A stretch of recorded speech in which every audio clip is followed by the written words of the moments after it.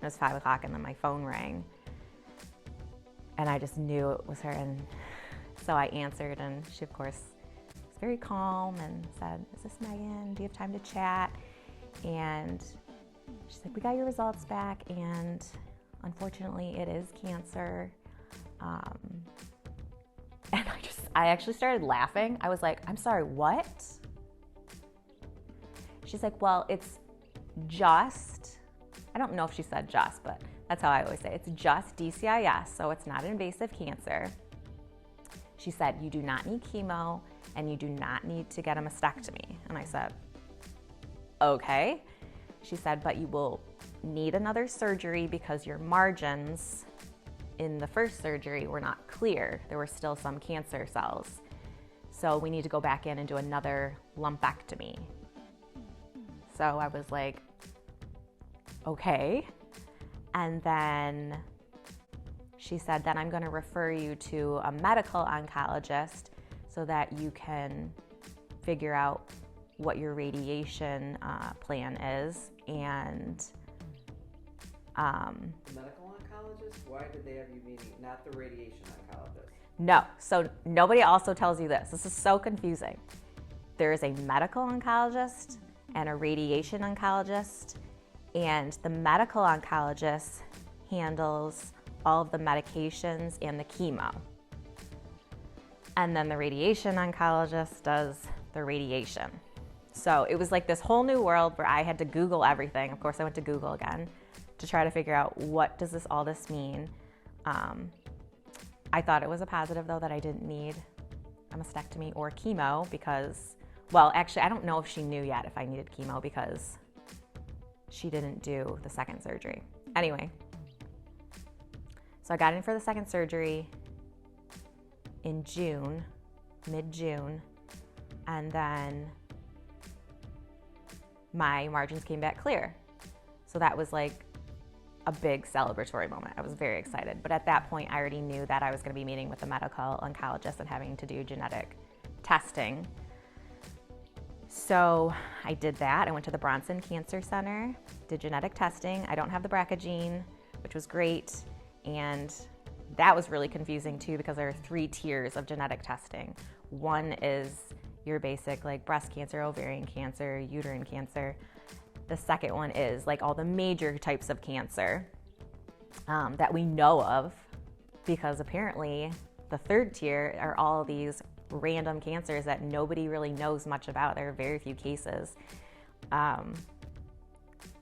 So I said, well, I don't want to know all of that, because if I have this like really random unknown gene for this cancer that nobody knows anything about, I'm just going to stew about it for the rest of my life. So I just did the tier 2 and everything came back normal. So that was positive. And then I started radiation in mid-July. But my medical oncologist told me that I needed to get on tamoxifen, which is, I call it the cancer drug, but it's for premenopausal women who have estrogen and progesterone receptor positive cancers, and mine came back positive for that. So it's driven by the progesterone and estrogen. And usually you take it between 5 and 10 years. And I said, okay, well, can I be on this when I am pregnant or trying to conceive? And he said, oh, no, you cannot.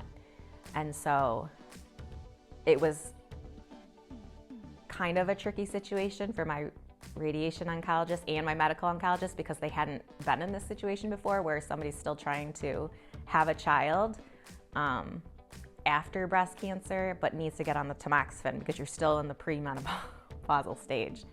So they determined that no research has shown that it's not unsafe to wait a year, hold off on the tamoxifen, and try to conceive. But they said, we are going to give you a limited amount of time to try to get pregnant. And I was like, well, what does that mean? And he said, well, because of your age, you're 40, and you need to get on tamoxifen sooner than later. You have 3 months to try to conceive naturally. And then after that, you need to go right to IVF. And I said, well, there's no way I'm going to conceive in 3 months. I'm 40. The chances of me getting pregnant in 3 months at the age of 40 are probably very low. So then I had to go to a fertility specialist and get tested, and my husband had to do his test, and we ended up not needing to freeze eggs ahead of time, which was great. And then I finished radiation August 15th, and they said I could try right away. So we immediately tried, not thinking anything would happen. And then all of a sudden, I got pregnant the first month. I have no idea how it happened. Well, I know how it happened, but I don't know how it happened. So I just feel incredibly lucky I went through so much this past summer and spring, and then now I'm pregnant, and that's what I wanted. And it's kind of like a happy ending to a very dark time. So listening to it, it's a kind of a roller coaster for you. So Yes. First of all, you got a baptism by fire of medical education about cancer. Yes. Didn't you? Talk about that a little bit. Like, what was your understanding of just cancer in general? Did you have any family members who've been through cancer? You don't have to name any particular people, but had you known any friends who had gotten cancer, especially on the younger side, in their 30s or 40s, or any other women you knew who had breast cancer, or maybe friends of your mother or father? What was your knowledge of it? Well, cancer was like the unspoken word, like you just say the C word, because cancer is just, to me, meant your death, right? Like it meant you're going to die. So I had to reframe my mind that way, because they said, no, this prognosis is excellent. You're going to be fine. I said, but it's cancer. And they said, but no, you're going to be fine. So I had to kind of come to terms with saying that word out loud multiple times and not being scared of it. I did know a family friend, my mom's really good friend, had breast cancer just the year before me. And she was stage 1, and she felt a lump. So my knowledge of breast cancer was do your self-exams, and if you feel a lump, go in. But not knowing that sometimes you don't have to feel a lump for there to be something there. And that's terrifying, because I had no other symptoms either. I was fine. And I didn't know very many people who had been through cancer before. I had one friend from college who had colon cancer like 5 years ago, so she was in her 30s as well. But we didn't stay in close contact. I just kind of followed her journey on social media, and she's great now. But cancer is not the end-all be-all. Like, there are options, and especially when you catch it early is the key point. So you look back and you say, okay, I went right in at 40 and got this mammogram. Mm-hmm. But then you learned this news, and it kind of, for the last 6 months or so, it's really put your world upside down, right? Yes. But doing that saved your life, I'm sure. I know. Right. So what do you say to someone who's thinking about it? Even hearing some of the aspects of your story might be a little frightening to Yes. them. What's your message to other women kind of in your same age group about it, about screening? That if you're 40 and you haven't gone yet, you just need to go. And I've talked to so many people, so many women who have just put it off, not some out of fear, but some just like, well, it doesn't run in my family, I don't feel a lump, there's nothing there, I'm probably fine, just not making it a priority. And I'm usually somebody who puts things off too, so I don't know why this was the one thing that I decided to make an appointment for right away. I'm glad I didn't wait. So I've talked to so many people and who are now going to get their mammograms because they're thinking, oh, well, I didn't know what you knew either. I didn't know that there didn't have to be a lump. I didn't know that there could be no symptoms. And I'm like, yeah. You also think it's never gonna be you. You always hear about it in the media. So-and-so has breast cancer, or a distant relative. But I think until it hits close to home, like a family member or you personally, that reality does not sink in. I feel like I was so naive and almost ignorant to like what is possible in your health. Like you could be a completely healthy person and still get cancer. So it's almost like when you're in college and you're like, well, nothing's bad gonna happen to me. I felt like I was almost ignorant in that way at age 40. I was like, well, I'm fine. Like everything's gonna be fine. Everything's always fine. And then it was just a domino effect. And okay, so you started getting on TikTok. So and embarrassing. Was that with your diagnosis, or had you started doing yes. it prior to that?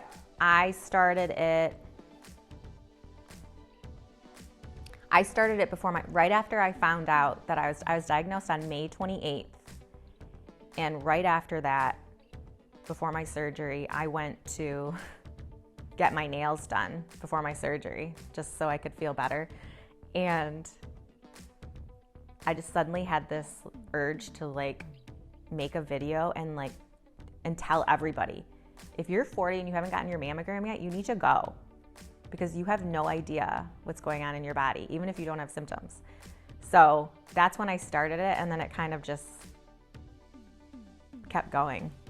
And I just found it so therapeutic, where, everybody walks around all day like, how are you doing today? Oh, I'm good. Like, nobody's good. Everybody's got something. And it was very freeing to just be open and honest about my story, because everybody's struggling with something. And I feel like we're always trying to hide that part of ourselves, the negative emotions. And it's the exact opposite of what we're teaching in preschool. Like, we're telling our preschoolers how to healthily express their emotions. And every time I teach it, I just think, I think adults could benefit from this too. Right. So did some people reach out to you through TikTok? I mean, other breast cancer survivors, just other people that maybe just wandered in somehow to your TikTok, or you showed up in their algorithm, right? Yes. What kinds of things did you hear from people? Like, was any of that therapeutic? Yes, I've found so many people who, some women who are right around my age and who are still trying to conceive too, had the plans to have another baby, so are going through IVF. I've met other people who have recovered from breast cancer but had it in their 20s, and are now living full lives, full recovery. I've met the whole range from DCIS stage 0 to, stage 4, and people who have survived stage 4. So it was uplifting and encouraging to hear those people's stories. And I feel like nothing shocked me anymore, because I was like, okay, I have cancer, and I just had to keep saying that, and it's going to be okay. It's not a final thing. Am I scared that it's gonna come back? Yes, because also I was scared to get pregnant, because obviously you create a ton of progesterone and estrogen when you are pregnant. But there's no research that shows that will bring back your cancer necessarily. But that's just hard for me to wrap my brain around. So I'm extremely happy that I'm pregnant right now, but that fear is gonna always be in the back of my head. Even when I'm not pregnant, that fear is gonna be in the back of my head, because I'm not gonna have a symptom. I won't have to have a symptom or a lump to realize that it's come back. So it's on your radar. It's on my radar. Followed up by a physician. Yes, every 6 months, yes. For how long? Forever. How did it impact, so you have 2 sisters and you have your mother and yes. your father. How did it impact your siblings and your parents? My 2 sisters, Riley's only 20, So she's kind of in that college phase where she's immortal too. So she was devastated knowing that I had this, but also in her own world in a really good way. Like, this is gonna be fine. Like, my family's here for me. Everything's gonna be fine. Everything's always fine when you're 20, right? Very hopeful, but she was very supportive. My other sister, Caitlin, is 35, and I immediately panicked about her because she's so close to 40, whereas my doctor told me that this could have been in me starting at age 35. So Caitlin ended up going for a mammogram. Insurance covered it because of my diagnosis, and she's completely fine. So that was great. My mom, it destroyed my mom, of course, because I think the other weird thing about cancer is that as everybody ages in a family, like, you wait for your parents to get older and to get sick, because that's just the natural progression. And then when it's one of the kids, well, I'm not a kid anymore, but one of your kids instead of you, it's just very daunting, and very shocking. It's not like I wanted it to happen to my mom first, but it just seems natural for my mom or my dad to get sick before me, right?